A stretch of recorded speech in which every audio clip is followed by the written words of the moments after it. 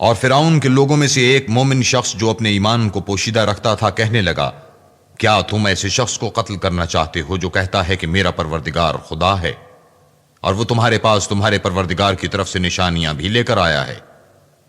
اور اگر وہ جھوٹا ہوگا تو اس کے جھوٹ کا ضرر اسی کو ہوگا، اور اگر سچا ہوگا تو کوئی سا عذاب جس کا وہ تم سے وعدہ کرتا ہے تم پر واقع ہو کر رہے گا۔ بے شک خدا اس شخص کو ہدایت نہیں دیتا جو بے لحاظ جھوٹا ہے۔ اے قوم، آج تمہاری ہی بادشاہت ہے اور تم ہی ملک میں غالب ہو، لیکن اگر ہم پر خدا کا عذاب آ گیا تو اس کے دور کرنے کے لیے ہماری مدد کون کرے گا؟ فرعون نے کہا کہ میں تمہیں وہی بات سمجھاتا ہوں جو مجھے سوجی ہے، اور وہی راہ بتاتا ہوں جس میں بھلائی ہے۔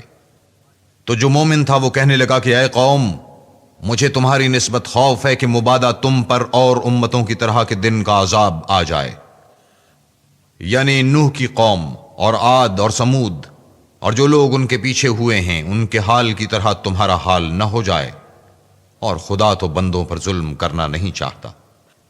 اور اے قوم، مجھے تمہاری نسبت پکار کے دن یعنی قیامت کا خوف ہے، جس دن تم پیٹھ پھیر کر قیامت کے میدان سے بھاگو گے۔ اس دن تم کو کوئی عذاب خدا سے بچانے والا نہ ہوگا، اور جس شخص کو خدا گمراہ کرے اس کو کوئی ہدایت دینے والا نہیں۔ اور پہلے یوسف بھی تمہارے پاس نشانیاں لے کر آئے تھے، تو جو وہ لائے تھے اس سے تم ہمیشہ شک ہی میں رہے، یہاں تک کہ جب وہ فوت ہو گئے تو تم کہنے لگے کہ خدا اس کے بعد کبھی کوئی پیغمبر نہیں بھیجے گا۔ اسی طرح خدا اس شخص کو گمراہ کر دیتا ہے جو حد سے نکل جانے والا اور شک کرنے والا ہو۔ جو لوگ بغیر اس کے کہ ان کے پاس کوئی دلیل آئی ہو خدا کی آیتوں میں جھگڑتے ہیں، خدا کے نزدیک اور مومنوں کے نزدیک جھگڑا سخت ناپسند ہے۔ اسی طرح خدا ہر متکبر سرکش کے دل پر مہر لگا دیتا ہے۔